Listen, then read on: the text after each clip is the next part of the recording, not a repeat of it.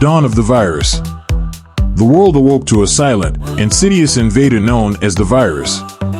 It didn't announce its presence with the usual signs, a fever, a cough, or any physical discomfort. Instead, it crept in quietly, insinuating itself into the very fabric of human existence, evading detection for far too long. At first, there were no visible signs. People carried on with their lives, blissfully unaware of the subtle shift occurring within them. It was a virus that bypassed every medical diagnostic tool, slipping past the scrutiny of even the most vigilant healthcare systems. It settled into its hosts, biding its time, its effects as invisible as the virus itself. Unbeknownst to anyone, this virus held a peculiar design, unlike anything seen before. Its effects lay dormant, operating quietly beneath the surface, infiltrating the core of humanity itself. It targeted an intrinsic aspect of human identity, gender, and sexual orientation. This wasn't just a virus of the body, it was a virus of the mind, of the self, striking at the heart of what it meant to be human. The unseen symptoms. In the early days, there was no sign that anything was wrong. People continued to live their lives, unaware of the silent changes taking place within them. But soon, anomalies began to surface, small at first, but growing in number and severity. Individuals who had once exuded vibrant sexuality and emotional warmth began to exhibit a stark disinterest. Couples who had shared deep, passionate connections found themselves drifting apart, the warmth of intimacy replaced by an inexplicable apathy. The world, once fervent with passion, began to cool. The changes were subtle, almost imperceptible at first. But over time, the pattern became impossible to ignore. It wasn't just a decline in libido, it was a complete disintegration of sexual identity.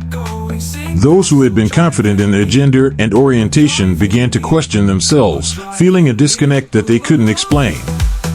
Medical experts were baffled. There were no clear symptoms, no diseases to combat, no apparent threat to life. But the impact was undeniable. People were losing something fundamental, something that defined their very humanity. Yet the cause remained a mystery, the virus invisible and elusive. The disintegration of society. As the virus spread, the effects rippled through society, growing more profound with each passing day. Relationships began to crumble as the bonds that once held people together disintegrated. Marriages fell apart, and families fractured under the strain.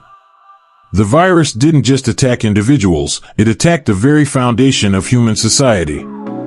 Birth rates plummeted as people lost interest in sex and reproduction. The desire for intimacy, for connection, faded into obscurity. Governments around the world began to panic as the population declined, with no clear end in sight. The implications were staggering, an entire species on the brink of self-inflicted extinction. The scientific community, initially baffled by the virus, now raced against time to understand its origins and mechanisms. Researchers from every corner of the globe worked frantically to identify the pathogen responsible for this silent epidemic. But despite their best efforts, the virus remained elusive. No test could detect it, no treatment could reverse its effects. Families watched in horror as their loved ones transformed, their identities dissolving into nothingness. The world began to change in ways that no one had anticipated. Industries tied to family life, child-rearing, and sexual wellness faced collapse. Schools, once filled with the laughter and energy of children, grew quiet as the birth rate continued to decline. The economy, too, began to falter as the workforce shrank, leaving industries desperate for labor. And through it all, the virus continued its relentless march, spreading from person to person, leaving devastation in its wake. The world was changing, and not for the better. The regression. But the worst was yet to come. 15 years after the first cases were reported, the virus revealed its final, devastating effect, regression.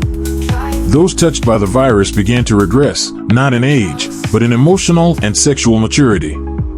Adults who had once been fully functional members of society now found themselves slipping into a childlike state, their memories fading, their identities dissolving. The regression was gradual at first, marked by subtle changes in behavior and cognition. Adults who had once been highly capable and independent began to exhibit childlike tendencies. They became easily confused, their language skills regressing to that of a young child. Over time, they lost the ability to care for themselves, becoming entirely dependent on others for even the most basic needs. As the regression progressed, the afflicted lost all sense of who they were. Their memories faded, their relationships disintegrated, and their identities vanished. They were left in a state of perpetual vulnerability, a tragic shell of their former selves. Society, ill-equipped to comprehend, let alone care for these individuals, faced an unprecedented challenge. How could the world cope with the loss of so many, reduced to the mental state of 5-year-olds? The regression was irreversible. There was no cure, no treatment that could halt or reverse the process. And as the years passed, the number of those affected continued to grow, placing an unbearable strain on the healthcare systems and social services. Families were torn apart as loved ones became strangers, their identities wiped away by the virus.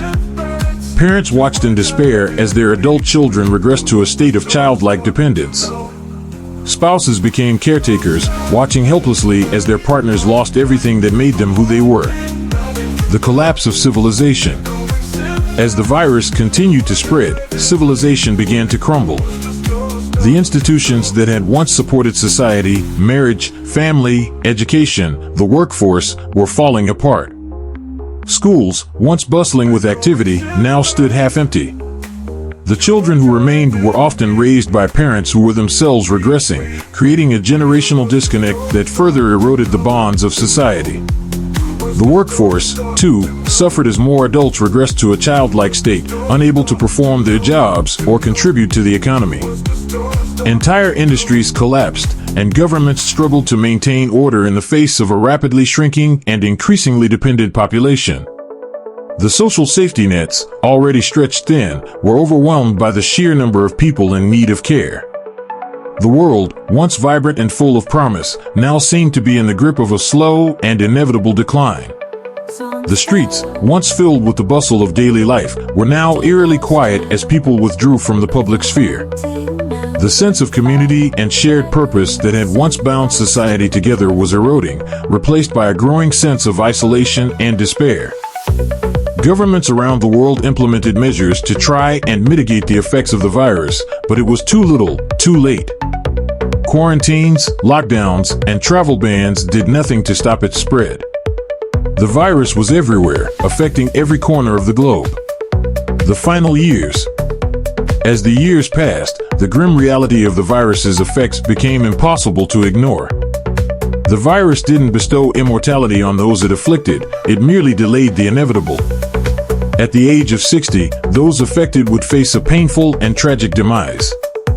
Abandoned, forgotten, and starved, they would succumb to a fate no human should endure. The final years of an afflicted individual's life were a heartbreaking spectacle. As they regressed further into childhood, they became increasingly frail and vulnerable. Their physical health deteriorated, and they were often left to languish in institutions that were ill-equipped to care for them. Those who had once been pillars of their communities were now reduced to mere shadows, forgotten by the world they had once helped to build. The end, when it came, was neither swift nor merciful. The virus, having stripped its victims of their identities, now exacted its final toll. Their bodies, weakened by years of neglect and malnutrition, could no longer sustain life. Death came slowly, accompanied by a deep sense of loneliness and abandonment. For many, it was a fate worse than death itself, a slow, agonizing descent into oblivion.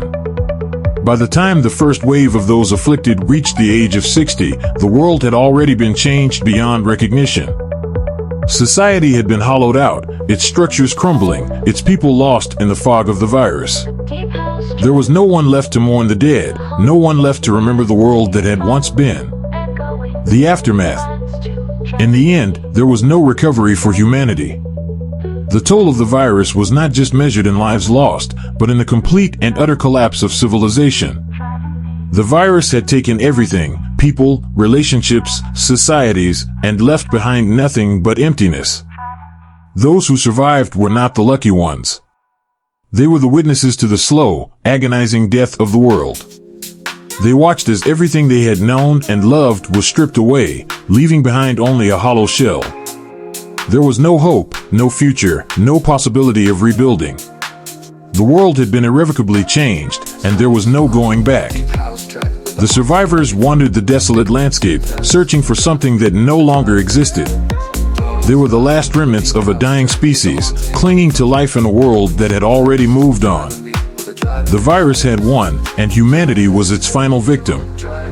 There were no more governments, no more societies, no more families. The world was a barren wasteland, devoid of life and hope. The survivors, if they could still be called that, were left to wander in search of something, anything, that could give their lives meaning. But there was nothing left. The virus had taken everything. And so, the world faded into darkness, the last remnants of humanity lost in the shadows. The virus had come silently, insidiously, and it had left just as quietly, taking with it the very essence of what it meant to be human. There was no recovery, no redemption, no hope. The world was empty, and it would remain that way forever.